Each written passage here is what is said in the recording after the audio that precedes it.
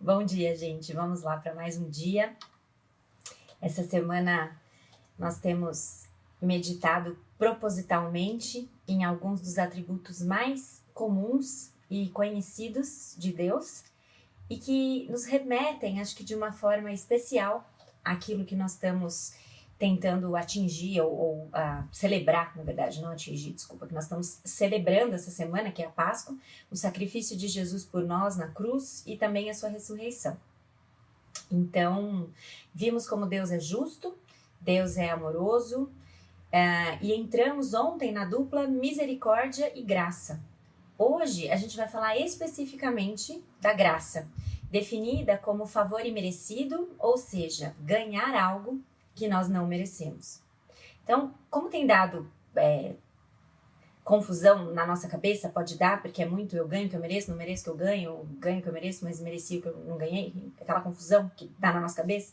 Antes da gente continuar com a questão da graça, ou começar com a questão da graça, vamos lembrar para a gente aquecer.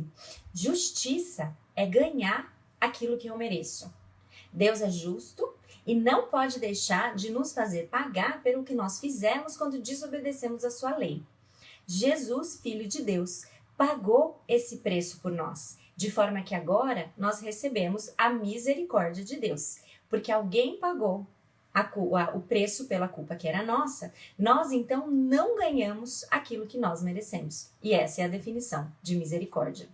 Até aqui, então, tudo ok, já vimos a justiça, já vimos a misericórdia, e agora vamos pensar na graça. Só que a graça, além de estar muito relacionada ao conceito de misericórdia, ela também é difícil de ser explicada sem colocar o amor na equação. O amor que a gente também já viu. O amor, ele se expressa em graça. A graça de Deus é o seu favor imerecido. Mas quando a gente para por aí nessa definição, graça como favor imerecido, a gente pode perder de vista a natureza desse favor, que é o amor de Deus, o amor ágape, né, de Deus por nós. Jesus, em João 10:10, diz que ele veio para nos dar não apenas vida, mas vida abundante. Ou seja, Jesus não apenas conseguiu para nós o alívio misericordioso da pena que nós deveríamos pagar, que é a morte, mas ele também nos concedeu a oportunidade de viver uma vida de graça acima de qualquer medida. Ou seja, Jesus não veio até nós para que nós apenas sobrevivêssemos, escapássemos da morte. Ele veio para que a gente tivesse vida, e vida ao máximo. Então não é, na área da saúde, na enfermagem, a gente faz muito essa distinção, né? Não é apenas sobreviver, é viver de que jeito? E é exatamente isso aqui. Jesus não veio tão somente para que a gente sobrevivesse, escapasse da condenação eterna. Ele veio para que a gente tivesse vida, vida abundante, vida ao máximo. Você se lembra da história do filho pródigo? Ele se afastou do pai, tomou a sua herança, e como diz a música do Canto Verbo, que eu gosto bastante, quem não conhece essa banda vale a pena procurar no Spotify, redes sociais, eles têm uma música que fala sobre a história do filho pródigo, que chama O Retorno. E nessa música ele fala que o filho pródigo, no afã de ser livre, ele se prendeu. Eu acho muito forte, acho muito, muito legal essa forma como ele coloca isso, porque muitas vezes a gente vê que o mundo busca a liberdade a tanto custo, que se prende em tantas coisas e fica escravo do pecado em níveis muito, muito sérios, né? Sim, Canto Verbo é o nome, tudo junto, Canto Verbo. E então, no afã de ser livre, o filho pródigo se prendeu, viveu para os seus próprios prazeres, ficou totalmente amarrado por eles, e quando tudo acabou, quando ele estava na completa miséria, ele resolve voltar. E aí, imagina como ele estava quando ele decidiu voltar. Capaz apenas de clamar por misericórdia para o seu pai, na esperança de que ele não recebesse o castigo que ele merecia. Imagina a sensação. E aí, como que o seu pai responde? Como que o pai responde quando ele volta, quando ele vê o filho dele vindo de longe? Ele responde com graça. Abraços, beijos, festa, um banquete para ele. Assim como nosso pai faz conosco. Responde com muito mais, além do que a gente poderia pedir ou imaginar, como diz em Efésios 3:20. A graça de Deus é expressão de amor pelos pecadores, uma demonstração de favor que é sem limites. E é abundante, sim, a abundância. A graça, ela não é pedida e nem desejada inicialmente. Deus, na sua soberania, ele estende a sua graça a nós antes mesmo de nós contemplarmos ou entendermos a necessidade dela, a possibilidade de tê-la ou mesmo seu valor. E conforme nós a entendemos, às vezes até chegamos a clamar por mais graça de Deus na nossa vida. E aqui há um perigo. A Jane Wilkin coloca isso no livro e eu achei muito interessante. Quando a gente clama por graça a Deus, achando que nós a merecemos. Exigir graça por conta do nosso bom comportamento, exigir graça porque a gente realmente tem feito tudo, buscado uma vida santa, buscado uma vida justa, mas os conceitos são incompatíveis. Exigir graça implica necessariamente em você manchar ou contaminar o conceito dela própria. E quando a gente faz isso, quando a gente acha que é merecedor de alguma coisa, ou merecedora da graça divina, a gente assume o papel do irmão mais velho na história do filho pródigo. Aquele que se acostumou tanto com a fartura, que se acostumou tanto com a vida boa, que ele acredita que ela seja sua por direito e não um presente do seu pai. Isso é importante da gente lembrar, porque muitas vezes a gente olha para a história do filho pródigo pensando sempre no filho pródigo. E nós estamos sentados ali no papel de irmão mais velho, achando que tudo é nosso por direito e que nós somos merecedores daquilo que nós recebemos, sendo que, na verdade, tudo é um presente. Bom, se ontem nós falamos da misericórdia como um atributo muito ligado à pessoa de Cristo, a graça, então, mais ainda. No Evangelho de João, nós lemos que a lei foi dada por intermédio de Moisés, mas a graça e a verdade vieram por meio de Jesus Cristo. Jesus faz bem mais do que apenas inaugurar uma vida abundante de graça. Ele define o que é uma vida abundante de graça e ele a demonstra na prática também. Talvez em nenhum outro lugar a gente ouça com tanta clareza a abundância ou a vida completa exposta por Jesus, como no dia que ele falou isso para os seus discípulos e muitos seguidores sentados no monte.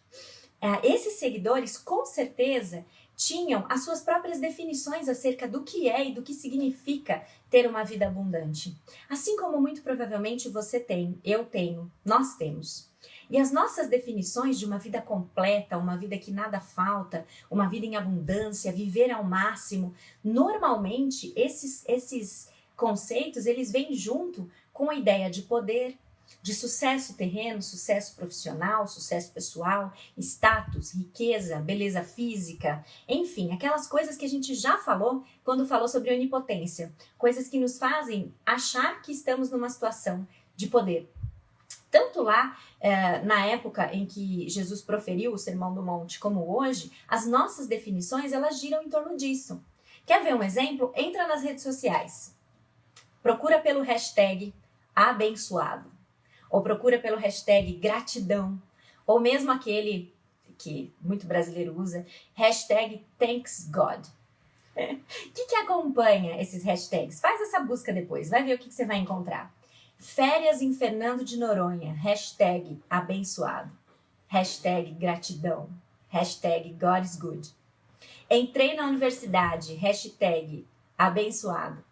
Feliz e grato pela oportunidade de estar ocupando o cargo mais alto da minha empresa, em que muitos tentaram e não conseguiram. Que Deus me mantenha humilde. Hashtag abençoado, gratidão. Você pode pensar em vários exemplos, faz essa busca depois e você vai ver se ela está coerente com o que você encontra no Sermão do Monte ou com as nossas próprias definições de poder. Você pode pensar em exemplos voltados àquele contexto e cultura, mas todos eles girariam em volta dessa nossa mesma percepção de hoje. Deus como um meio de obter poder, status, aceitação, riqueza, enfim. Mas aí Jesus vem e ele começa a ensinar. E ele mostra a verdadeira natureza da vida abundante. O que é uma vida completa? O que é a vida abundante? E ele começa assim, lá em Mateus 5, versículo 3 em diante, não lido na íntegra, mas só para você ter uma ideia do que ele está abordando quando fala sobre isso. Bem-aventurados os pobres de espírito, bem-aventurados os que choram, bem-aventurados os mansos. Bem-aventurados os que têm fome e sede de justiça. Bem-aventurados os misericordiosos, os limpos de coração, os pacificadores, os que são perseguidos por amor à justiça. Deles é o reino, deles é a vida abundante. Olha o que ele diz. Você chora quando você entende o seu pecado, você chora pelo seu pecado, você é bem-aventurado. Você aprendeu a submeter a sua vontade à vontade de Deus e a desejar o que realmente é verdadeiro, você é bem-aventurado. Pobreza, sofrimento, mansidão e fome nos abrem caminho para uma vida abundante. Tão diferente dos nossos conceitos. De forma contrária ao que o mundo diria, Jesus descreve a vida abundante como uma vida plena de humildade. Mais tarde, Tiago diria, Deus resiste aos soberbos, mas ele dá graça aos humildes. Deus dá graça aos que abraçam essa vida abundante, para que a gente possa viver como Cristo viveu. E ele não viveu cercado de hashtags abençoado, gratidão e etc. Mas ele viveu a vida abundante, a vida que foi trilhada em humildade, nos dando exemplo de como vivê-la aqui também.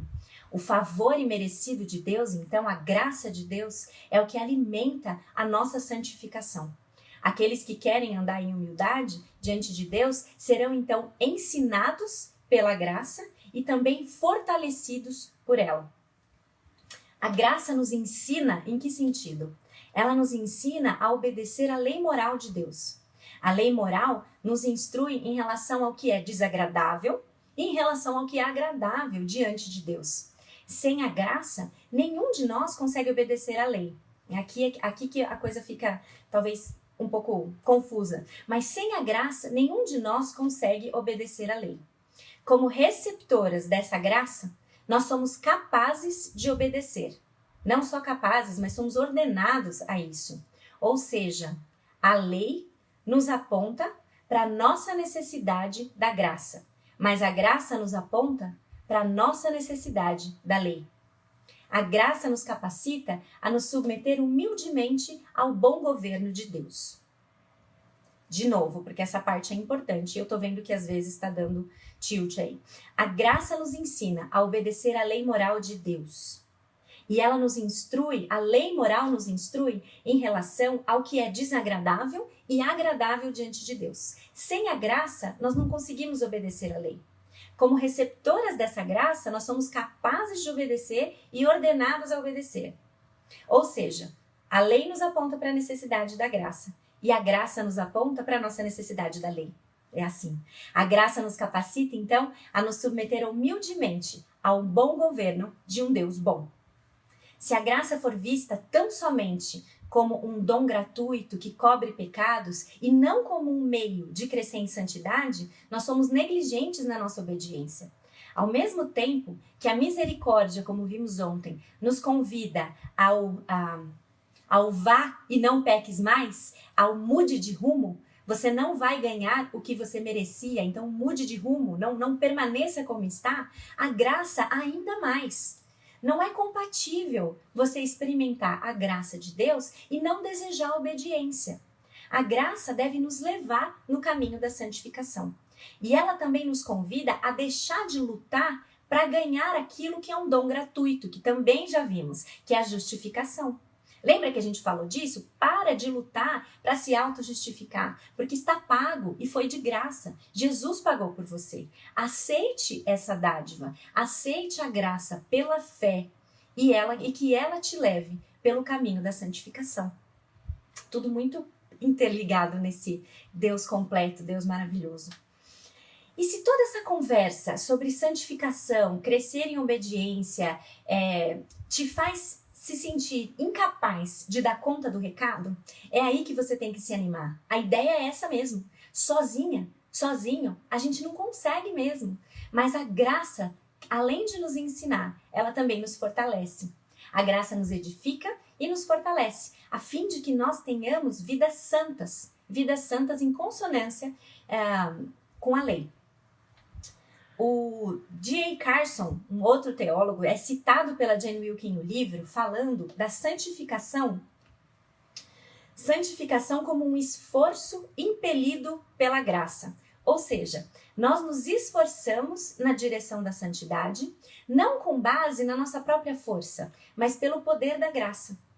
Mas como assim a graça nos dá poder? Nós recebemos o Espírito de Deus como nosso ajudador em todas as coisas. Hebreus 10, 29 chama o Espírito de o Espírito da graça. Esse poder em nós é o que faz com que a gente desfrute de vida abundante. E nela nós temos condições de tratar o próximo abundantemente. Sim, tratar o outro em abundância. Graça abundante, nos fazendo tratar o outro em abundância. Porque temos recebido tanto além do que nós merecemos, nós devemos querer fazer diferente. Tratar o outro de forma equitativa, praticamente não é suficiente à luz do entendimento que nós recebemos da graça. Nós não recebemos de forma equitativa, nós recebemos muito além, nós recebemos uma vida em abundância. E a Bíblia diz assim, em Mateus 7,12: tudo quanto, pois, quereis que os homens vos façam, assim fazei-o vós também a eles, porque esta é a lei e os profetas. Quando a gente está numa situação de escassez, essa regra é bem interessante. Eu fui no supermercado esses dias e eu vi, não exatamente, era assim, bem longe, na verdade, da situação que a gente tem acompanhado nas redes e na televisão, a situação de supermercados fora do país. Pelo menos aqui em Jundiaí não estava assim a situação. Mas eu vi gôndolas vazias, eu vi produtos faltando. Eu acho que a situação aqui ainda não está tão grave, mas fora a gente realmente tem visto cenas estarrecedoras de pessoas que, diante da escassez, não pensa duas vezes antes de deixar o outro sem nada. Pensando em si mesmos. Nessas e em outras situações, as pessoas revelam um desejo profundo dos seus corações que é bem diferente desse texto que Mateus nos ensina. Nós queremos mais do que ser bem tratados pelos outros. Nós queremos ter a preferencial. E é por isso que a gente sai na frente, sai pegando tudo de todo mundo, e se o outro ficar sem nada, não tem problema para nós. A gente ama ser tratado de forma preferencial. E quem não ama? Eu também não, né? Quem não ama? Ingresso VIP, sala VIP, fila menor, comida melhor, assentos mais espaçosos. Abrir mão do tratamento preferencial que eu quero em benefício do outro é muito difícil. É difícil porque exige humildade. E humildade pega para os seres humanos. Mas o que Deus diz na sua palavra? Que Deus dá graça aos humildes. Ou seja, para cada ato de humildade genuína, podemos ter humildade genuína. Não assim, eu vou ser humilde aqui, que aí vai chover em mim, né? Para cada ato de humildade genuína, de um amor ágape, altruísta, que não espera nada em troca, nós podemos ter a certeza de que a graça se manifestará a nós. Os cristãos, então, não devem se contentar com uma reputação de serem apenas equitativos ou justos. Nós devemos ser conhecidos por dar preferência a todos, exceto a nós mesmos. Isso é muito difícil. O mundo acha isso insano. Mas, na condição de pessoas que receberam graça abundante, nós devemos praticar o bem também em abundância. As nossas vidas devem mostrar que não existe escassez quando nós somos filhos de Deus, porque o nosso Pai Celestial nos tem dado tudo aquilo que é necessário e muito mais, muito além do que nós poderíamos imaginar. Nós podemos estender e devemos estender isso, então, aos outros também. A vontade de Deus para a nossa vida é que nós tenhamos vida e a tenhamos em abundância. Não apenas sobreviver, mas ter uma vida completa, ter uma vida plena, uma vida que nada falta. Foi para isso que Cristo veio, foi para essa vida que ele morreu, para que nós tivéssemos essa vida. Cristo, misericórdia de Deus, nos impede que sejamos consumidos. E Cristo, graça de Deus, nos possibilita uma vida plena, abundante, completa. E uma vez que o meu relacionamento com Deus está alinhado por essa graça, Ele deseja que eu a estenda também aos outros, que eu dê preferência ao próximo, assim como Cristo fez por mim. E isso é andar pelo caminho estreito, não pelo caminho mais fácil. Essa vida certamente é a vida que é vivida no caminho estreito. A vida abundante é vivida no caminho estreito.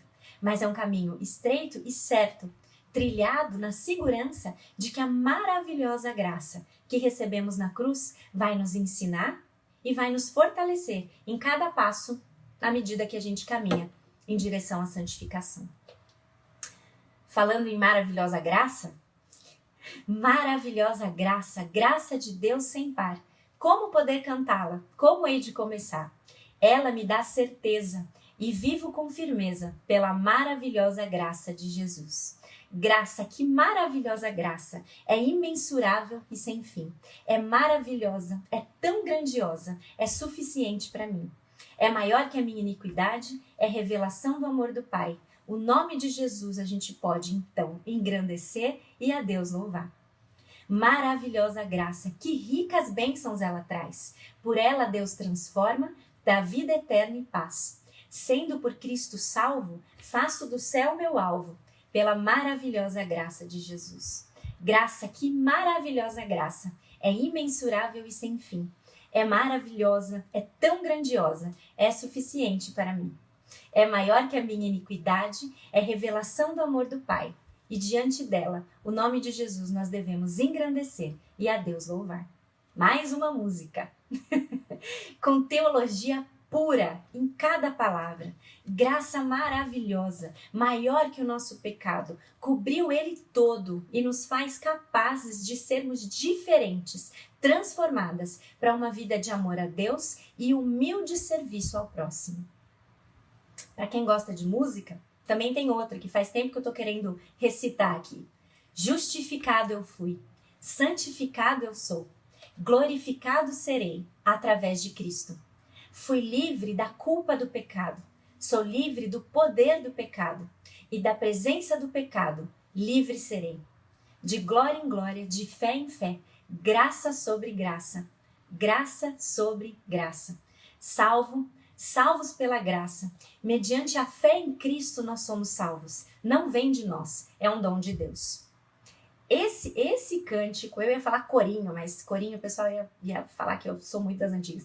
Esse cântico é, de fato, o meu preferido da atualidade. Acho que a gente ainda consegue colocar ele no ranking dos corinhos, dos cânticos atuais. Ele é um resumão teológico, ele é incrível. Incrível. Nós somos salvos pela graça. Nós não fizemos nada. Ele fez tudo. A nossa parte na equação é fé. Só receber, só agradecer, só desfrutar e adorar. E estender graça.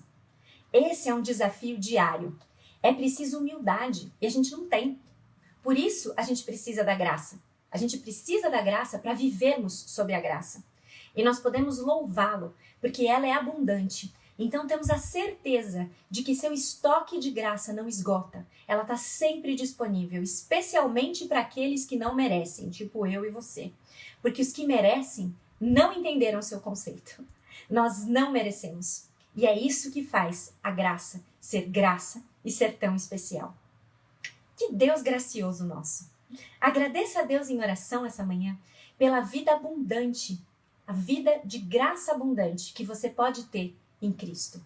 Peça ajuda a Ele para que você seja gracioso como Ele é. Peça a Ele que te ajude a tratar os outros graciosamente, porque Ele te tratou assim.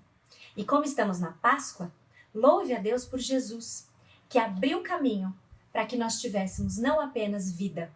Ele abriu o caminho não apenas para que a gente escapasse da condenação, mas para que a gente tivesse vida e vida em abundância. É maravilhoso demais isso. Justiça, amor, misericórdia e graça. Quarteto fantástico para a gente meditar nesses dias da Páscoa. Amanhã nós vamos fechar a semana falando sobre a fidelidade de Deus. Sim, amanhã, quinta-feira, nós vamos fechar a semana e falar sobre a fidelidade de Deus. Vocês sabem, sexta é feriado e mesmo em isolamento social a gente precisa respeitar rigorosamente a agenda semanal. Então, sexta-feira nós não teremos a devocional, mas amanhã a gente encerra falando sobre a fidelidade de Deus e meditando um pouco mais sobre esses atributos desse Deus incomparável numa semana especial em que celebramos o sacrifício e a ressurreição de Jesus na cruz por nós. Tá bom? Bom dia para vocês. Espero que fiquem com boas músicas na cabeça mais uma vez. Assim como da outra vez, eu vou ver se eu encontro no Spotify do Instagram. E aí eu coloco disponível para quem não conhece a música ou para quem quer escutar de novo. Músicas importantes que nos fazem adorar a Deus pela sua graça, preciosa graça, maravilhosa graça. Tá bom? Bom dia para todas vocês. Nos vemos amanhã, se Deus quiser.